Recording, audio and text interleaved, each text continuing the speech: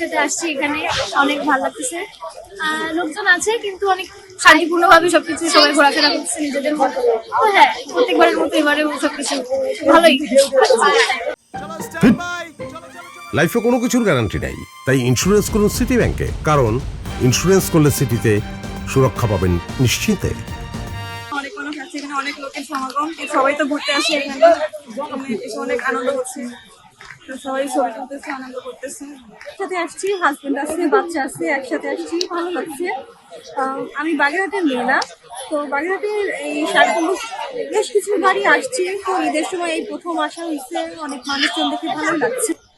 7 গম্বুজ ঘুরতে এসে অনেক বেশি ভালো লাগতেছে। ছোটবেলা থেকে এটা নিয়ে অনেক পড়াশোনা করছি, আর আমি যেহেতু বাগেরহাটের মেয়ে অনেকবারই আসছি, তবে যতবার আসি ততবারই ভীষণ ভালো লাগে। আর এবার হাজবেন্ড, মেয়ে, ফ্যামিলি সবাইকে নিয়ে আসছি, অনেক বেশি ভালো লাগতেছে। ঢাকা থেকে এই গ্রামের বাড়িতে আসছি স্কুলের ছুটিতে, বাবা মায়ের সাথে খুব ভালো লাগতেছে। জায়গাটা অনেক নিরিবিলি আর পরিষ্কার পরিচ্ছন্ন। মাজারে খান জানালে মাজারে গেছি, ওখান থেকে ঘুরে ঘুরে 7 গম্বুজ মাজারে আমরা আসছি।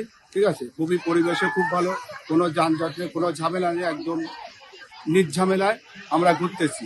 7 গম্বুজ মসজিদে আসলাম, এখানের পরিবেশ মনোমুগ্ধকর, একেবারে মন ছুঁয়ে যায়। মানুষ, কোলাহল, সুন্দর খুশি, ঈদ সবকিছু মিলে সুন্দর একটা সময় কাটছে।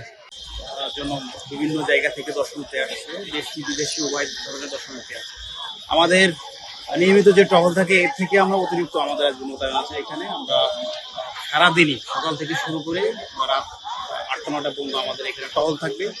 আমরা আমাদের নিয়মিত সংখ্যার থেকে আরো পর্যাপ্ত পরিমাণ পুলিশে আমরা টহল দিচ্ছি। আইন শৃঙ্খলা পরিস্থিতি এখন পর্যন্ত ভালো, কোথাও কোনো অপ্রীতিকর ঘটনা দেখা যায়নি, এখন পর্যন্ত সবকিছু মিলে ভালো চলছে।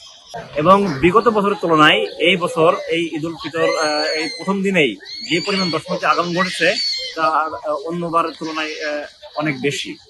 সার্বিক নিরাপত্তা ব্যবস্থায় টুরিস্ট পুলিশ, জেলা পুলিশ এবং আমাদের ব্যাটালিয়ন আনসার সহ তারা সার্বিকভাবে নিরাপত্তা বিষয়টি জোরদার করছে এবং ক্যাম্পাসে যেন কোনো অপ্রীতিকর ঘটনা না ঘটে এবং সার্বিক নিরাপত্তা বজায় থাকে সেই বিষয়টি তারা দেখভাল করছে।